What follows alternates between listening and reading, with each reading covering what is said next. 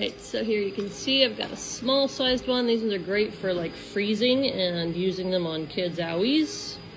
See, great stuff. And then I've got some bigger ones. This makes a really good heat pack.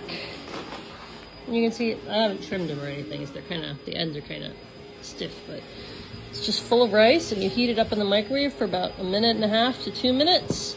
You put it across your shoulders. Right, so I'm just stitching that edge shut. So you can see I've got a couple different sizes. I've got a really long one here that works great for shoulders. So shoulders and neck pain, you can put it right over your shoulder like that. And just kind of stick it over your shoulder. These size, they're kind of about the size of, say, a 3x5 photo. And they're really great to stick behind your neck for migraine pain.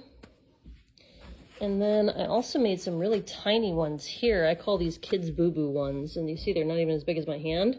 But they work really good over your eyes if you're having migraine, or you can use them on your little kids' boo-boos because they're small enough that your kid can hold it.